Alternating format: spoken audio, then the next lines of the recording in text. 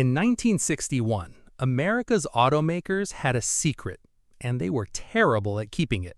4 years earlier, the industry had signed on to something called the AMA ban, a quiet gentleman's agreement between the major manufacturers to stop officially sponsoring racing and stop advertising raw horsepower. On paper, it was supposed to slow the horsepower war down. In practice, it just pushed the war underground. By 1961, some of the fastest engines Detroit had ever built were being sold without fanfare, shipped in unmarked boxes, installed by dealers instead of factories, and rated with horsepower numbers that everyone in the industry knew were quietly, deliberately wrong. By the end of this countdown, you'll know exactly which 10 American cars earned the right to be called the fastest of 1961, and why so many of them were built to be just a little bit hidden. This isn't just a list of fast cars. This is a story of the year Detroit learned how to build a race car and sell it like a family sedan.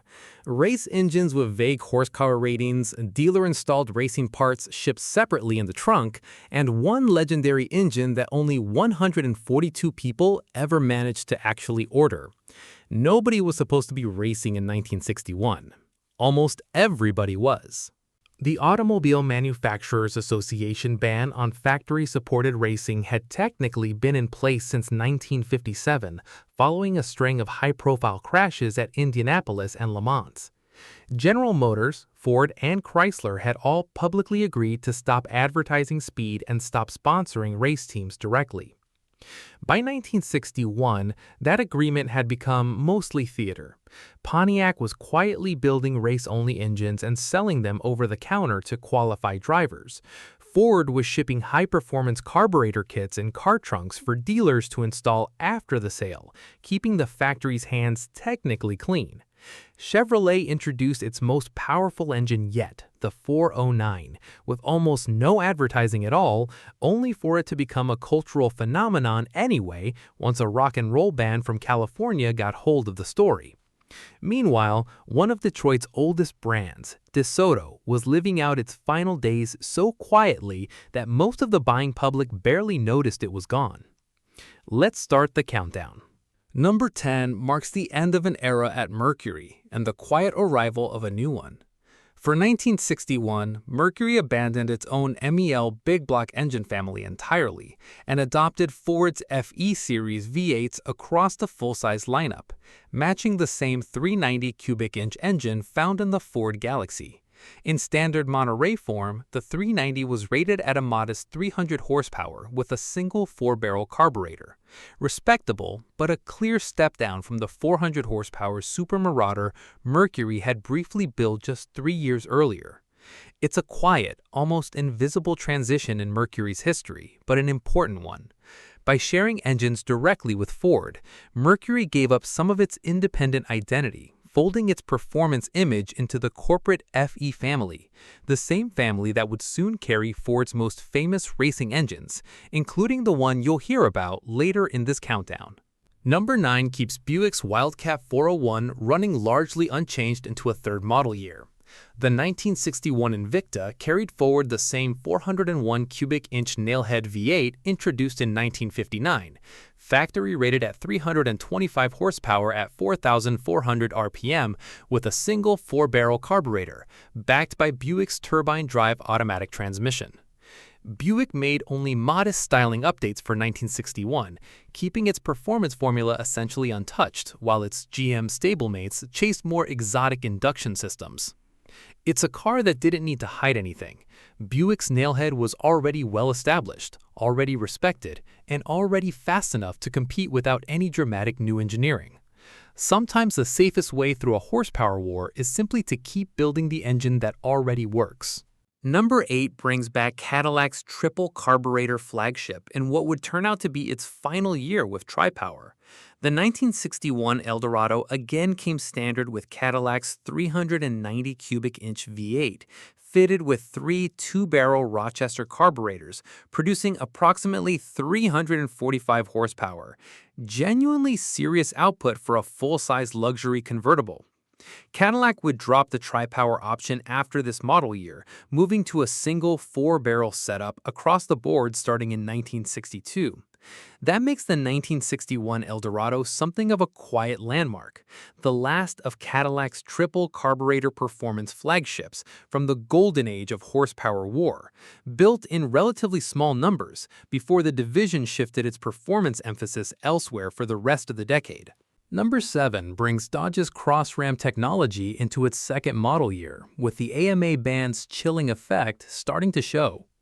The 1961 Polara continued to offer the 383 cubic inch V8 with Chrysler's cross-ram induction system, factory rated at roughly 330 horsepower with dual four-barrel carburetors on those distinctive 30-inch tuned intake runners. It was, on paper, nearly identical to the 1960 D500 package, but Dodge marketed it with noticeably less fanfare than the year before, part of a broader industry-wide pullback in overt performance advertising following renewed pressure to honor the AMA agreement.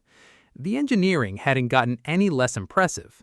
The marketing around it had simply gotten quieter, a pattern that would repeat itself across almost every manufacturer on this list in 1961. Number 6 keeps Plymouth's Sonoramic Commando running for a second straight year, largely unchanged and still genuinely quick. The 1961 Fury carried forward the 383 cubic inch cross-ram V8 introduced in 1960, factory rated at approximately 330 horsepower and 460 pound-feet of torque. Plymouth's styling took another swing for 1961, a partial reskin below the beltline that softened some of the tail fin excess of the previous few years, part of the industry-wide retreat from Virgil Exner's boldest fin designs. Underneath that toned-down styling, though, the Sonoramic engine remained one of the most capable full-size performance packages in America, quietly carrying Chrysler's cross-ram technology into a second year without missing a step.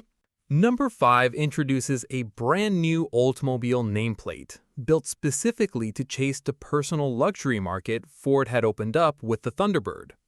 Debuting at mid-year as a convertible based on the Super 88, the Starfire came standard with a high-compression version of Oldsmobile's 394 cubic inch rocket V8, factory rated at 330 horsepower, the most powerful rocket engine Oldsmobile had built up to that point. It was also the first full-size American production car to feature a center floor console with a floor-mounted shifter for its automatic transmission, a genuinely new idea for 1961. Loaded with leather bucket seats, power everything, and a distinctive brushed aluminum lower body panel, the Starfire wasn't marketed as a race car. It was marketed as a status symbol that happened to be fast. But underneath the luxury trim sat Oldsmobile's most powerful engine yet, proof that performance and prestige weren't mutually exclusive in 1961. Number 4 is where this list starts to lean into its title, because this car's fastest engine wasn't something you could simply order from the factory. You had to know to ask for it. Ford's all-new 390 cubic inch FEV8 debuted for 1961 in the fastback Starliner, available in 3 distinct states of tune: a base 300 horsepower 4-barrel, a high-performance 375 horsepower solid lifter version nicknamed the Thunderbird Special, and a triple carburetor option, 3 Holley 2 barrels on an aluminum intake, factory rated at 401 horsepower. Here's the part that earns this car's place on this list. That triple carburetor setup wasn't installed at the factory at all. Ford shipped the parts in a box in the car's trunk to be bolted on by the dealer or the buyer after the sale, a deliberate workaround that let Ford's factory paperwork stay technically clean of any 401 horsepower production claim, while the horsepower reached the street anyway. CarCraft magazine called it the hottest street engine of 1961. Barely 100 4-speed versions were ever built, making a genuine 401 horsepower Starliner one of the rarest and most quietly potent Fords of the entire era. Number 3 is the car that would eventually become a rock and roll song, but almost nobody heard about it when it was actually new. In December of 1960, Chevrolet quietly introduced the Impala Super Sport option package, and shortly after, an entirely new engine to go with it, the 409 cubic inch Big Block, a bored-and-stroked evolution of the outgoing 348, factory rated at 360 horsepower and a genuinely massive 409 pound-feet of torque. Chevrolet built 491,000 Impalas for the 1961 model year. Only 453 of them received the Super Sport package, and of those, only 142, barely a rounding error in Chevrolet's total production, actually left the factory with a 409 under the hood. It was, quite literally, one of the best hidden cars in America in 1961. Word spread slowly through drag strips and street corners, not through Chevrolet's advertising department, which barely mentioned the engine at all. It would take until the following summer, when a young band called the Beach Boys released a song called 409, for the rest of America to find out what a tiny handful of buyers had already discovered, that this quiet, unassuming family car was hiding one of the fastest engines Detroit had ever built. Not every story from 1961 involves a car that was fast. This one involves a brand that barely existed at all, and it might be the most literal example of Detroit trying to hide something on this entire list. Chrysler Corporation officially announced the end of the DeSoto brand on November 30th, 1960, but a small handful of 1961 DeSoto models had already reached dealer lots before that announcement, built just long enough to use up leftover 1961 trim and parts.